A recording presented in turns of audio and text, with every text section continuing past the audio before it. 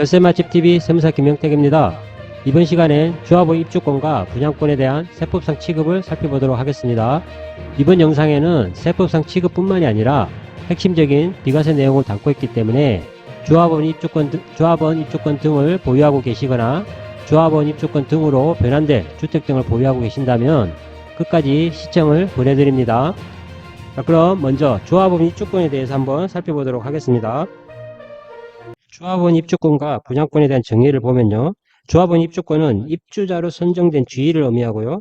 분양권의 경우에는 주택법 등에 따라서 주택을 공급받는 계약에 따라 주택 공급을 받는 자로 선정된 지위, 즉 주택을 공급받는 자로 선정된 지위를 분양권이라고 하고 있습니다. 우리가 분양권의 경우에는 주택 분양권과 주택 외 분양권으로 구분해서 살펴보실 필요가 있습니다. 그리고 조합원 입주권은 이렇게 입주자로 선정된 지위라고 했는데요. 이 입주자로 선정된 지위는 우리가 도정법에 의한 재개발,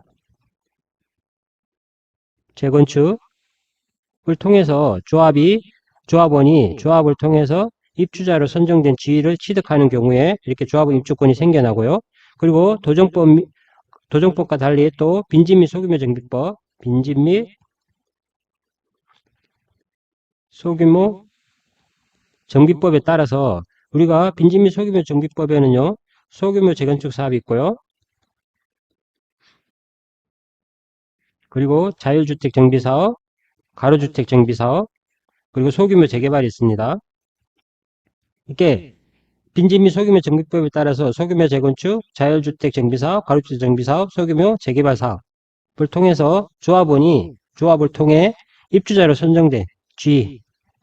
선정된 지위를 취득하는 것, 이걸 조합원 입주권이라고 합니다. 조합원 입주권과 주택 분양권의 경우에는요, 본질적으로 조합원 입주권도 부동산을 취득할 수 있는 권리에 해당이 되고요. 주택 분양권의 경우에도 부동산을 취득할 수 있는 권리에 해당이 됩니다. 즉 본질은 권리죠. 권리에 해당하고요. 부동산이 아닌 것입니다. 부동산에 해당하지 않죠. 권리에 해당이 되는 겁니다. 그리고 이렇게 조합원 입주권에 대해서는 두 가지로 구분할 수가 있는데요. 원조합원 입주권과 그리고 승계조합원 입주권으로 구분할 수가 있습니다. 그리고 주택 분양권의 경우에도 우리가 주택 분양권 그리고 주택 외 분양권으로 구분할 수가 있습니다. 이렇게 구분하는 이유는 세법상의 취급이 다르고 이렇기 때문에 반드시 이렇게 구분해서 알아두실 필요가 있습니다. 그리고 우리가 조합원 입주권에 대해서는요, 주택으로 취급을 하는데요. 우리가 주택수 계산에 포함을 하는 거죠. 주택수 계산할 때 포함을 하죠. 따라서 1세대 1주택 비과세를 판단하거나 다주택자 중과세를 판단할 때 조합원이 입주권을 보유하고 계시면 주택수에 포함이 돼서 그 비과세 여부를 판단한다는 것입니다. 그 주택 분양권의 경우에는 그 주택수로 보지 않았죠. 주택수로 보지 않았는데 주택 분양권에 대해서는 2021년 1월 1일 이후 취득분에 대해서 조합원 입주권과 마찬가지로 주택수에 포함하고요. 1세대 1주택 비과세를 판단하거나 다주택자 중과세를 판단할 때 이 주택 분양권도 2021년 1월 이후 취득한 분에 대해서는 주택수에 포함해서 그 비과세 여부나 중과 여부를 판단한다. 이렇게 꼭 기억해 주시기 바랍니다. 그럼 조합의 입주권이 어떻게 생겨나는지 한번 보도록 하겠습니다.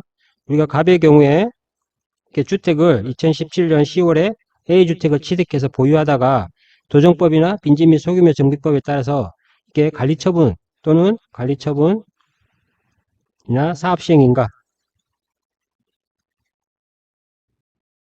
인가를 통해서 우리가 부동산이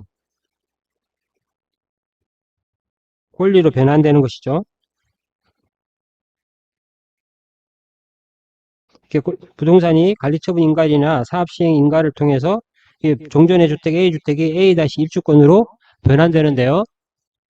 이렇게 조합원 입주권은 이렇게 원조합원 입주권과 승계조합원 입주권으로 구분할 수가 있죠. 근데 우리가 갑의 경우에 이렇게 주택이 A-입주권으로 권리로 변환됐을 때 이런 경우에 갑이 이 입주권을 처분할 수가 있지 않습니까? 이렇게 입주권을 처분했을 때 이 부분에 대해서 비과세냐 비과세가 가능한가? 이 부분에 대해서 보면요. 우리가 먼저 이 부분을 보기 전에 승계조합원 입주권을 한번 보도록 하겠습니다. 예컨대 갑이 이렇게 A-입주권으로 변환이 됐는데요. 이 입주권으로 변환된 이 A-입주권을 을에게 처분했다. 그러면 을은 A-입주권을 취득한 것이죠. 따라서 을은 승계조합원이 되는 겁니다. 승계조합원이 되고 승계조합원으로서 입주권을 취득한 것이죠. 이렇게 입주권을 취득한 이후에 이 입주권을 처분한다. 처분한다고 했을 때 이 부분이 비과세가 가능한가? 이 부분을 보면요. 이 을은 어떻습니까? 당초부터 권리를 취득한 것이죠. 당초부터 권리를 취득한 것이기 때문에 이는 비과세가 되지 않습니다. 왜냐하면 1세대 1주택 비과세의 경우에는 권리에 대해서는 비과세 내용이 없고요. 1세대 1주택, 주택이라고 되어 있죠. 이 주택인 부동산인 주택에 대해서 비과세를 규정하고 있기 때문에 이 당초부터 취득한 이 권리 부분에 대해서는 비과세가 적용되지 않는 것입니다. 반면에 갑의 경우에 A주택이 A-입주권으로 변환된 이후에 A-입주권을 처분했다. 그럼 비과세가 가능한가? 이 경우는 비과세가 가능한데요. 이 비과세가 가능하기 위해서는 요건을 충족하셔야 되는데 먼저 이게 관리처분 인가이나 사업시행 인가일이 되겠죠. 간처일 현재 비과세 요건 충족하고 있어야 됩니다. 비과세 요건을 충족해야 되는데요. 이 비과세 요건이라고 하면 우리가 A주택을 보유한 이 취득일로부터 2년 이상 비과세 요건 2년 이상 보유 및 거주 요건 충족하셔야 되는 거죠. 그리고 거주 요건이 필요하다면 또 2년 이상 거주 요건까지 충족을 하셔야만이 이 관리처분 인가일 현재 비과세 요건을 충족한 것이 됩니다. 따라서 이 관리처분 인가일 현재 이렇게 2년 이상 보유 또 필요시 2년 이상 거주의 비과세 요건을 충족하고 그리고 A 입주권 양도일 현재 A 입주권 양도일이죠. 이번에는 A 입주권의 양도일 현재 다른 주택이 없어야 되고요. 그 다음에 다른 입주권도 없어야 됩니다. 입주권도 없어야 되고 다른 분양권을 소유하고 있지 않는 경우에 이렇다라고 하면 이 입주권 양도 시에 비과세가 가능한 것입니다. 즉 즉 입주권이 비과세가 가능한가? 이 부분에 대해서는 사실은 이 A-입주권을 주택으로 취급하는 것이죠. 주택으로 취급하는 것입니다. 당초부터 이 A 입주권에 대해서는 주택으로 취급을 했었고요. 다만 승계조합원 입주권의 경우는 당초부터 권리를 취득한 것이기 때문에 주택으로 볼 수가 없는 거죠. 단순히 권리를 취득한 것입니다. 다만 다른 비과세를 판단하거나 다주택자 중과 규정을 판단할 때 이러한 승계 입주권이든 원조합원 입주권이든 모두 주택수에 포함한다. 분양권의 경우는 2021년 1월 1일 이후에 취득한 분부터는 이런 주택수에 포함한다. 이렇게 알고 계시면 되시겠습니다. 즉 원조합원 입주권의 경우에는 관리처분 인가일 현재 비과세 요건을 충족하고 입주권 양도일 현재 다른 주택이나 입주권 분양권을 소유하고 있지 않는 경우에는 비과세가 가능하다고 했는데요. 이때 비과세도 우리가 12억까지가 비과세 되는 겁니다. 12억까지가 비과세가 되고요. 이 A 입주권을 양도했을 때 이게 15억이다 라고 하면 이 12억을 초과하죠. 12억을 초과한 3억 부분에 대해서는 양도소득세가 가세되는데요. 이때 양도소득세가 초과 부분에 대해서는 양도세가 가세되는데 이렇게 양도세가 가세되는 경우에는 우리가 양도소득금액을 산정해야 되죠. 양도소득금액을 산정해야 되는데 이때 양도소득금액을 산정할 때 장기보유 특별공제를 고려해야 되는데요. 이때 양도소득금액을 산정하기 위해서는 장기보유 특별공제를 고려해야 되는데요. 이렇게 장기보유 특별공제를 고려할 때 이 입주권의 양도시에 전체 양도차익이 있죠. 이렇게 전체 양도차익이 있는데요. 이 부분은 전체 양도차익이 그죠? 부동산 부분하고 권리 부분이 혼재되어 있는 거죠. 따라서 이 부동산 부분에 대한 양도차익 부분을 구분할 수 있고요. 그리고 권리로 변환된 이후에 이 권리 부분에 대한 양도차익으로 구분할 수가 있는 겁니다. 우리가 이 장기보유 특별공제는 장특공의 경우에는 당연히 3년 이상 보유가 돼야 되는 거죠. 3년 이상 보유한 토지 건물입니다. 토지 건물에 대해서 이 장기보유 특별공제를 적용받기 때문에 이 부동산 부분, 이 부분에 대해서만 장특공 공제가 가능하죠. 장특공 공제가 가능하고요. 이 권리 부분에 대해서는 토지 건물이 아니기 때문에 장기보유 특별공제가 적용되지 않는 것입니다. 그리고 이 1주택일 경우에 이렇게 12억 초과 분양에 대해서는 가세가 된다고 했는데요. 이 장특공을 적용할 때 우리가 이 보유기간 중에 2년 이상을 거주했다. 2년 이상을 거주했다라고 하면 표 2가 적용이 가능하죠. 표 2가 적용이 가능하기 때문에 보유에 따른 연 4%씩 해서 10년을 최대로 해서 40%, 보유에 대한 40%, 그리고 거주에 대한 40%, 동일하게 연 4%씩 거주기간 10년을 최대로 해서 40%에서 최대 80%까지 장기보유 특별공제가 가능한 것입니다. 이 갑의 경우에는 이 부동산의 보유기간이 3년 미만이죠. 지금까지 설명드린 내용은 우리가 도정법상 입주권을 중심으로 해서 제가 말씀을 드렸는데요. 원칙적으로 빈집 및 소규모 정비법에 따른 입주권도 동일하게 적용되는 내용입니다.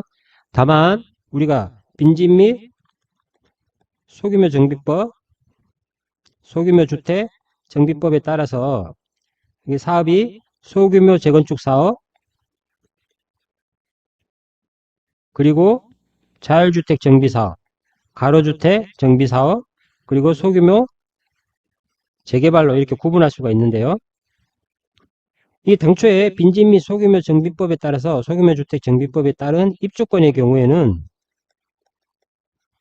소득세법상의 조합원 입주권을 취급하지 않았습니다. 조합원 입주권 취급하지 않았는데요. 이 부분을 개정을 했죠.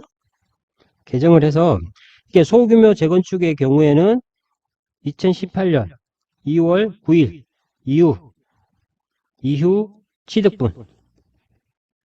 취득분부터 그리고 가로주택, 소규모 자율주택 정비사업, 가로주택 정비사업, 소규모 재개발의 경우에는 2022년 1월 1일 이후 취득분부터 이 입주권을 소득세법상 조합원 입주권을 취급하는 것입니다.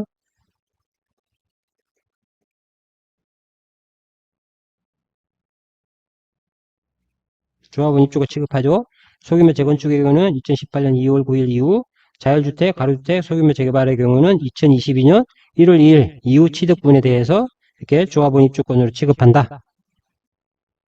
그리고 재개발 사업 등으로 우리가 종전주택의 조합 지분이 커서 예컨대 이 갑의 경우에 이 주택에 대한 지분이 커서 우리가 1+1 형태로 입주권을 받는 경우가 있는데요. 보통은 일반적으로 1 입주권만 받을 텐데 이렇게 지분이 큰 경우라든지 이런 경우에 1+1의 형태로 입주권을 받는 경우가 있습니다. 이럴 때 어떻게 취급하느냐? 우리가 이 1+1의 형태로 입주권을 받았을 때 처분을 예를 들어서 그 부분이 A-고 그 다음에 A2-다 라고 이렇게 순차적으로 처분했을 때 먼저 선 처분에 대해서는 가세하는 겁니다. 가세하고 최종에 남은 마지막 남은 최종 남은 1 입주권에 대해서는 이 부분은 비과세가 되는 거죠. 당연히 물론 관리처분인가일현재 비과세 요건을 갖추고 양도일현재 다른 주택 입주권 분양권 등을 소유하지 않아야만이 비과세가 되는 것입니다. 어쨌든 이렇게 1+1의 형태 입주권을 받았을 때 먼저 처분한 부분은 과세되고 최종으로 남은 1 입주권에 대해서는 비과세된다. 그리고 이렇게 1 입주권을 순차적으로 처분하는 것이 아니라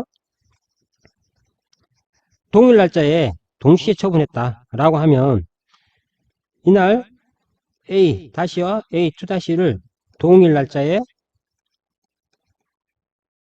동시에 처분했다. 이랬을 경우에 어떻게 적용받느냐? 이거는 납세자가 선택하는 걸 비과세 받으시면 됩니다.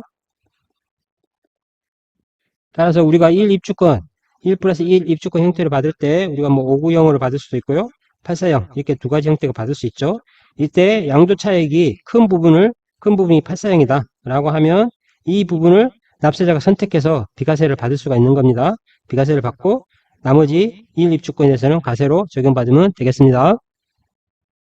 그리고 이렇게 조합원 입주권을 우리가 이렇게 종전주택이 없는 상태에서 조합원 입주권 취득한 거죠. 이 종전주택은 없는 상태에서 입주권을 취득하는 거죠.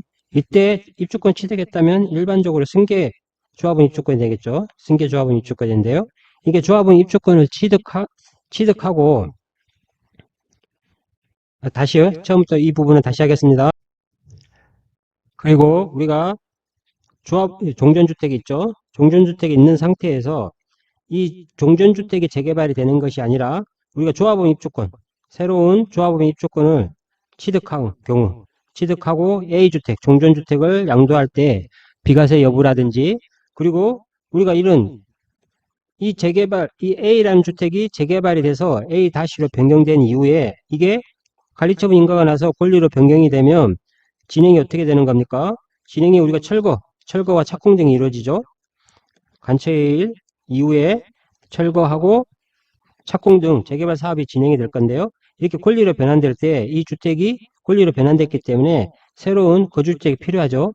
이때 그 대체주택을 취득할 때 이 대체주택에 대한 비과세 부분도 살펴보아야 되는데요. 이 부분에 대해서는 이어서 2편에 설명드리도록 하겠습니다. 그리고 이 정보가 좋았다면 구독과 알림 설정 꼭 부탁드립니다. 감사합니다.